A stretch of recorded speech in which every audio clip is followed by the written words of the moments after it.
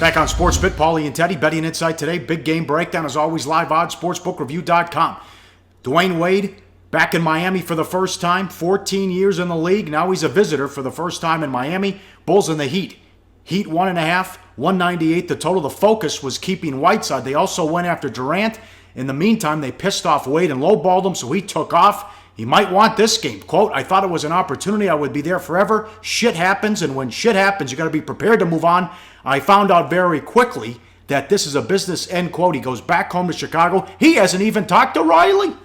Yeah, quote, I know who Pat is. It's no secret to me. If you're not with him, you're against him. That's just the way he is. You got to understand that, man. Yeah, I wouldn't be surprised to see Wade come in with a little bit of a chip on his shoulder, especially, we saw the Bulls last night. We warned about the potential for the Bulls being a little bit flat in Atlanta last night. They were, particularly on the defense. And they're not a great defensive team anyway, but they're playing a Miami Heat team that it doesn't matter how bad your defense is if you can't hit shots. The Heat can't hit shots. But let's talk about Chicago for a minute, because all this is right initially a lot of new faces for Fred Hoiberg. And what have we seen early on? Look at the point spread results so far. Of the Bulls' first 8 games, 6 of them have been decided ATS by 13 or more. That's telling us the lines makers and the betting markets are not real clear about what Chicago team is going to show on any given night, and there's a lot of inconsistency with that. And that's the way the Bulls are right now. Not the most consistent team, although this is certainly a game they've got circled on their schedule. So Spoelstra was used to sending the big 3 out there, and it was no problem. Now his big 3, for the most part, is Dragic, Waiters, and Luke frickin' Babbitt. You got to be kidding me. Yeah. And as you mentioned, they can't score. 96 points per 100 possessions, tied for 29th in the league. Well, the Miami offense is really good when you watch their schemes. Eric Spoelstra continues to impress me as an NBA head coach, as he has throughout his tenure in Miami. They run a good play.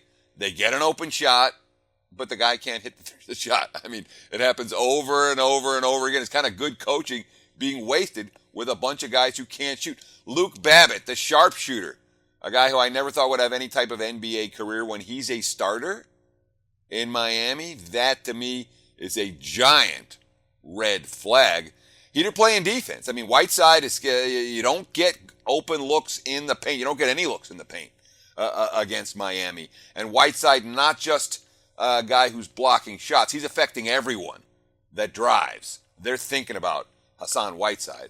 So that Miami defense, it's good. 99.4 points per 100 possession. That ranks number 6 in the NBA thus far. But I don't trust the Heat to score, which makes me a little bit reluctant to back them to win, even playing a Bulls team on the second night of back-to-backs.